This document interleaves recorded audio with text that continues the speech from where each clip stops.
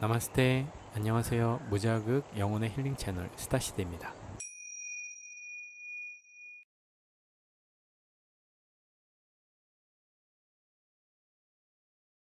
교통 좋은 곳에 위치한 30평대의 브랜드 아파트, 그리고 대출 상환 완료, 반짝반짝 BMW, 벤츠, 포르쉐 등의 외제차 보유, 할부 완료, 안정적이며 남들의 존경과 부러움을 사는 직업, 벌이가 좋은 번듯한 직장의 남편 혹은 부인, 잘생기고 말 잘 듣고 학교 공부도 잘하는 아들과 딸, 그리고 성인이 돼서도 이어지는 그들의 플렉스 넘치는 인생, 멋진 삶을 살고 나를 소중하게 여기는 의지가 팍팍 되는 고마운 친구들, 경제적, 시간적 여유를 베이스로 한 분기별 국내 여행이나 해외여행, 아마 대충 이런 식의 삶이 대부분의 우리들이 꿈꾸는 일반적인 혹은 조금 특별한 그런 삶이지 않을까 싶어요. 전혀 특별하다는 느낌 없이 불평만 가득하면서 이미 이런 삶을 살고 있는 분들도 계실 테고, 훨씬 더 높은 곳에서 꿈이 참 소박하네 하면서 들으신 분들도 계실 테고, 저렇게만 살다 가면 정말 행복하겠네 하면서 부러운 느낌을 느끼시는 분들도 계실 거예요. 여기서 댓글 한번 들어갈게요. 여러분, 현실적으로 평범한 우리들이 원하는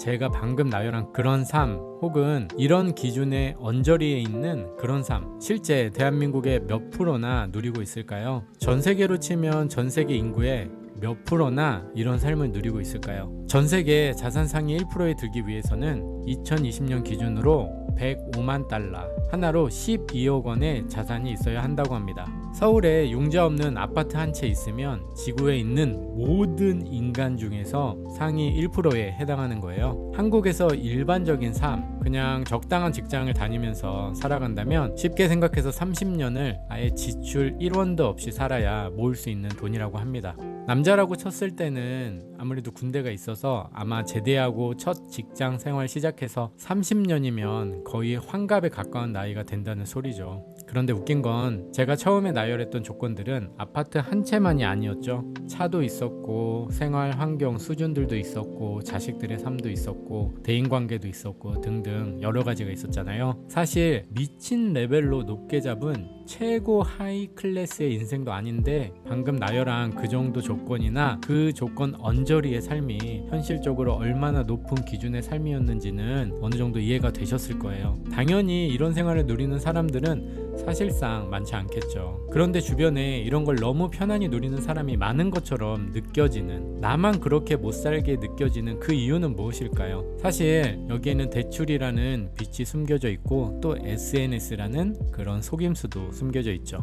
SNS 같은 경우는 자신이 잘 사는 모습만을 나름 과장해서 보여주는 시스템이기 때문에 다들 이해를 하실 거고, 그리고 대출, 빚이라는 것을 또 재산으로 보는 사람들은 그 빚으로 자신과 타협할 수준의 삶을 만들고 누리면서 사실 테고요. 빚이 너무 무겁고 싫은 사람들은 삶의 수준에서 오는 만족도를 낮추면서 빚에서 오는 부담을 줄이면서 또 살겠죠. 이랬던 저랬던 제가 오늘 내용에 처음에 말했던 그 수준의 삶을 사는, 그것도 순수하게 대출이나 빚, 할부 없이 자신의 재산과 능력만으로 그 수준의 삶을 순수하게 누리는 사람은 현실적으로 그다지 많지 않을 것입니다.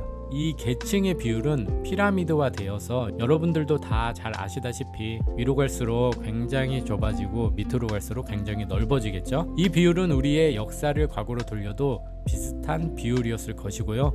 앞으로도 그 비율은 깨지지 않고 유지할 가능성이 아주 높습니다. 결국 현재 80에서 90살의 할머니, 할아버지들, 즉 인간으로서 한 인생을 마무리하는 시점의 이 세대들, 즉 우리보다 인생이 훨씬 선배 세대들도 비슷한 상류층, 중산층, 빈곤층의 비율을 유지했을 것이고요. 그 시대 버전의 여유롭고 성공한 행복한 삶의 조건들을 꿈꾸며 살아왔을 것입니다. 이건 역사가 계속 반복해서 보여주는 불문율 같은 것이고, 인간의 삶의 시스템이 크게 변하지 않는 한 현재 제 채널을 봐주시는 여러분, 그리고 저에게도 해당될 것이고요. 즉 앞으로도 비슷한 비율의 상류층, 중산층, 빈곤층은 깨지지 않을 것이고, 우린 그 어딘가의 퍼센티지를 메우며 한 부분에 들어가 있을 것이고요. 우리가 들어갈 가능성이 높은 곳은 당연히 피라미드의 꼭지에 가까운 쪽이 아닌 중간의 언저리나 바닥일 가능성이 높습니다.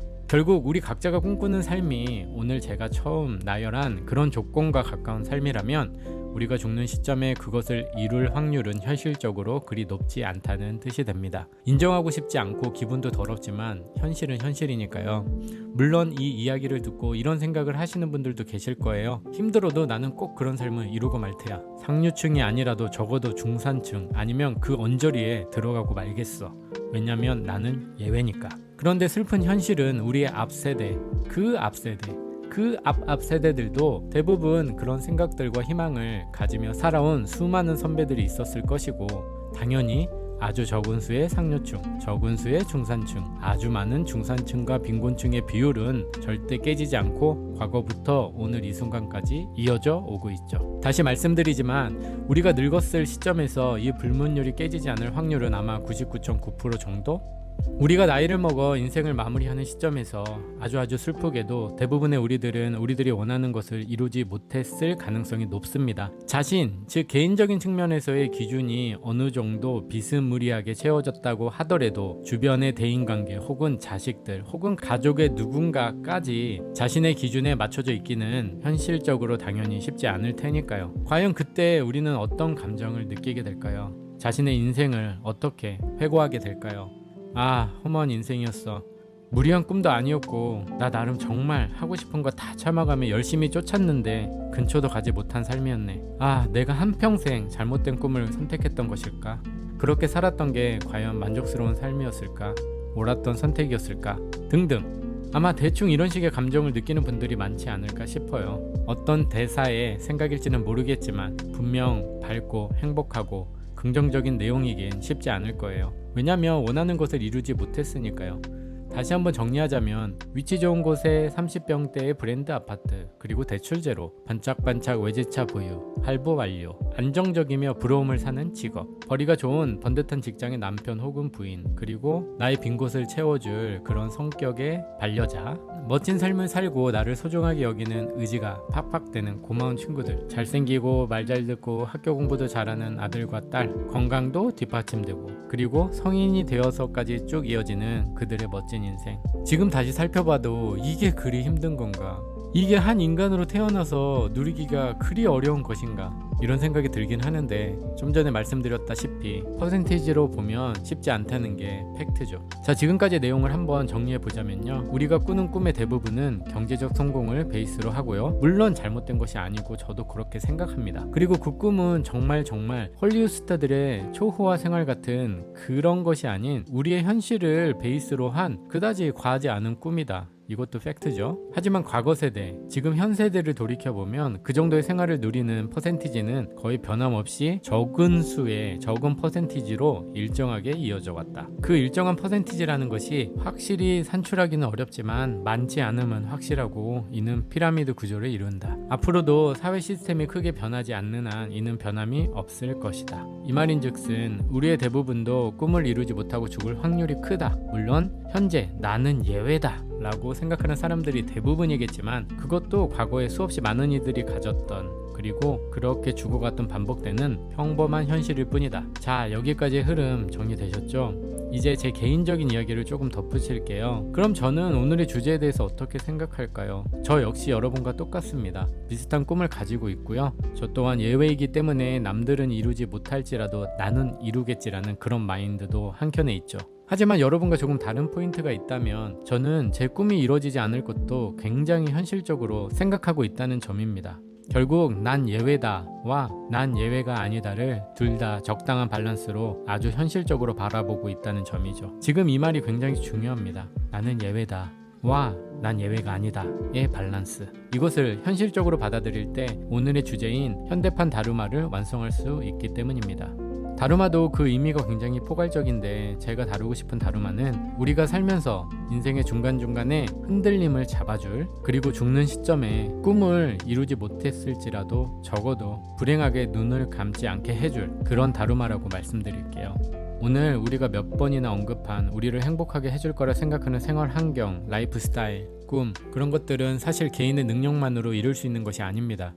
즉 삶의 여러 가지 요소가 복합적으로 작용할 때 이룰 수 있는 것이죠. 나의 노력만으로 이룰 수 있는 것이라면 사실 저 정도 경제적 성공을 이루는 사람은 지금보다 훨씬 많아야 정상일 테니까요. 주위 사람들의 도움, 나의 개인적인 능력과 노력, 타이밍, 운, 부모의 경제력, 집안 배경 등등 정말 여러가지 요소들이 백업을 해줘야 수월하게 이룰 수 있는 목표이자 라이프 스타일이라는 것은 여러분도 성인이라면 충분히 이해하실 거예요. 이런 경제적 성공의 베이스의 꿈, 정말 잘못된 것은 전혀 없습니다. 이쪽 꿈은 각자가 최대한 열심히 노력하세요. 그리고 성취해 나가세요. 그리고 결과는 받아들이세요. 저는 여기에 한 가지를 추가하고 싶습니다.